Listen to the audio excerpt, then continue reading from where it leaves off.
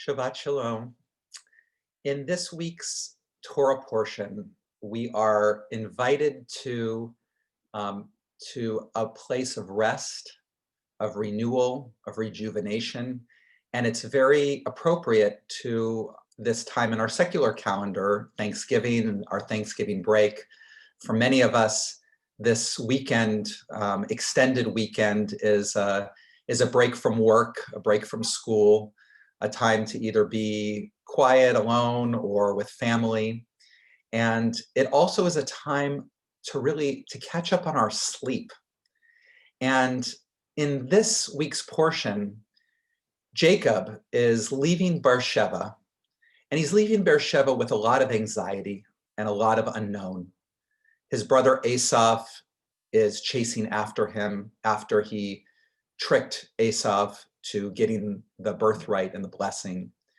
And he is coming into a whole new land and totally uncertain. So I would say that Jacob is stressed.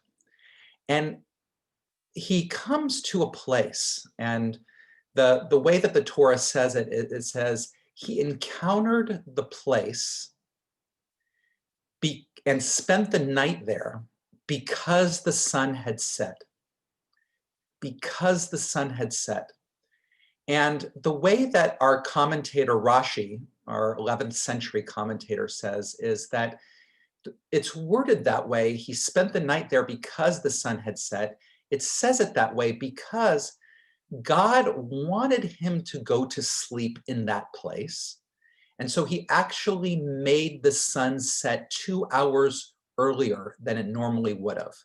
That somehow this place that Jacob was encountering was a place that he needed to be asleep to have this, whatever his experience was. And since it wasn't actually nighttime, he wasn't able to go to sleep, God made it be nighttime so that he would sleep in this place. And when he sleeps in this place, he has this famous dream of this ladder of angels going up and down the ladder. And there's so much to this dream that centers him, that renews him, that gives him a sense of purpose and strength to move on for the next part of his journey. There was something about this sleep, and it was something that God felt like Jacob had to have this deep, restful sleep in order to be able to move forward. Now, we know about this, that sleep is important. It's important for our physical well-being. What we want to suggest here is that there's a way of sleeping that is even important for our spiritual well-being.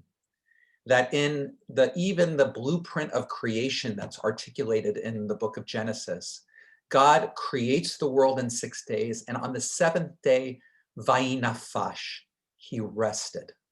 God rested. That rest is a part of creation, but it's not just rest as far as just being unconscious and being checked out.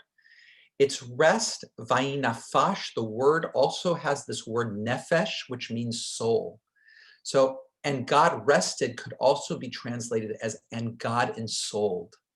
That there was a sense of wholeness, of completion, of knowing that things are all right. That was part of God's rest. And the same thing with Jacob. In order to move forward on this next place of his journey, Jacob had to have a sense of completion, a sense of wholeness, a sense of knowing that things would be all right. That could only happen when he let go from the concerns of the world and tapped into something deep, something unconscious, something nourishing. And so what I want to wish us during this Thanksgiving weekend and break is that we have really good sleep, sleep that is nourishing, that is restful, that we welcome it, and that we approach our sleep with that sense of being ensouled and being ready for the next part of our journey. Shabbat Shalom.